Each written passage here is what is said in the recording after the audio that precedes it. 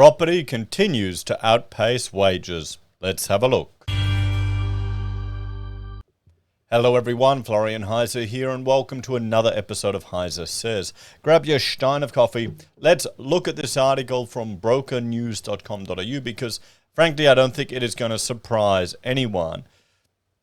Property is outpacing wages. Property prices rising faster than paychecks, guys. I mean, this is why you have a house, honestly, you buy it, and then all of a sudden, you maybe a year later or 2 years later, you look at the valuation. Just happened. Oh, I'll jump on the bank. Oh, look, they have a desktop estimate of what my property's worth. I'll click on that. Oh, wait a minute.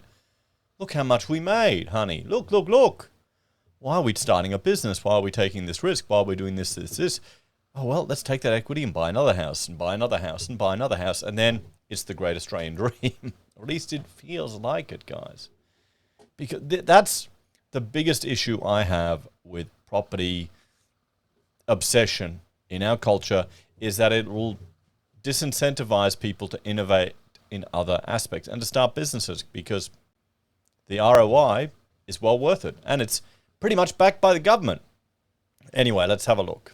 House prices have been expected to drop for months, have they? But there are still no signs of this happening. Who's expected it to drop? I mean, there are a few banks predicting it, but I can't see it happening. I can see it cooling. Maybe it'll drop a little bit, but we're still 20% up on the year. And the latest figures show that wages have failed to keep pace with rising prices. Tom Ulick of Boss Money investigates. If you're currently in the process of looking for a home or have recently purchased one, you're not alone in feeling stressed, confused, and out of pocket. As the Reserve Bank of Australia continues to keep interest rates at an all-time low, house prices across the country are continuing to rise, paired with the scarcity of properties available on the market.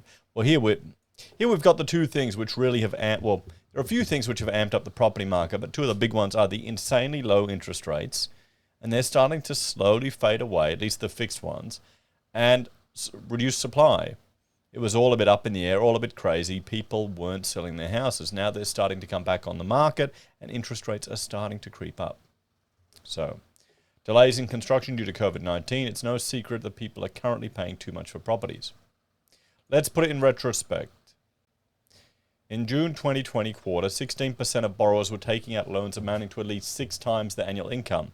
In June 2021 quarter, this number has grown to 21.9% in 1 year.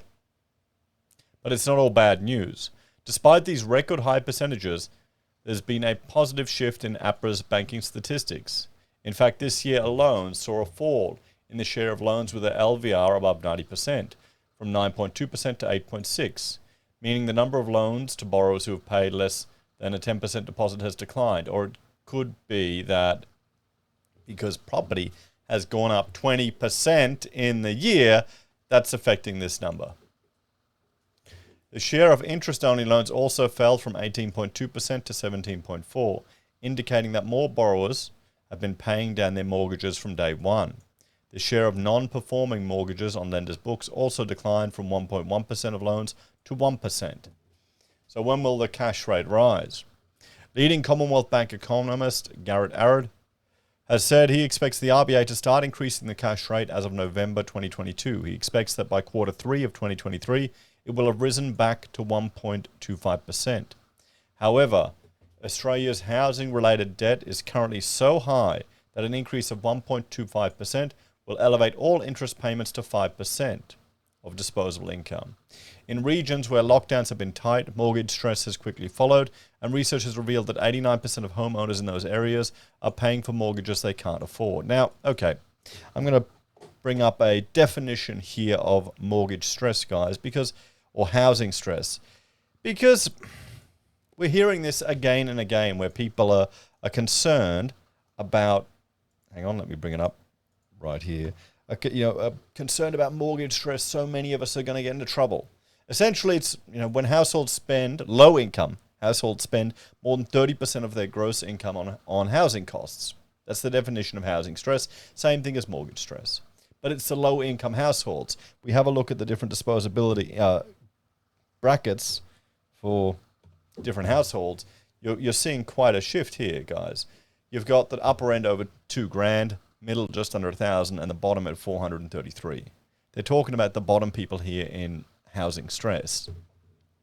I don't know if it's going to be as drastic as some they'll say here, because, okay, you're in mortgage stress, you're paying more than 30% of your mortgage, but you're better off than when you were renting and saving a deposit. Times are different. Maybe these figures need to change, these percentages. Because, I mean, technically, sometimes I was under mortgage stress according to the definitions. Or what if you're paying above and beyond the minimum? Are you under mortgage stress? What if you're throwing more than 40% of your income or 50% of your income at your mortgage to decimate it? Are you then under mortgage stress? Apparently you are, because you're spending 50% of your gross income on it. So, yeah, we've got to see if those mortgage stresses are really, they need to take account of mortgage stress with regards to how much gross income people are spending on it. They need to look at their liquidity buffers that they have. And if we have a look here, we can see indebted homeowners, even renters, have months of liquidity buffers, and you've got people making prepayments on their mortgages. How many people have a huge chunk of money just sitting in an offset account that can keep them going if they need to? And remember, we just need to wait for the next government magic fairy dust sprinkled on the economy, like Mortgage Keeper, or the next, vote-winning intervention to save people. So maybe I'm just getting too cynical, guys, seeing our first recession in 28 years and the government just happily taking, a conservative government happily taking on so much debt to just keep everything going.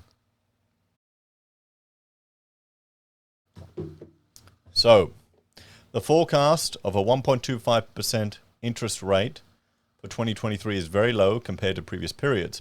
But with household debt at an incredibly high, at incredibly high levels, the rate rise could consequently impact borrowers' capacity to service this debt. I think it would have more impact on borrowers' capacity to spend in other parts of the economy. That's what it's going to do.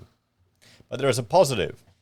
CBA senior economist Belinda Allen has revealed household interest rate payments are currently almost at a record low of 3.5% due to the low RBA interest rate.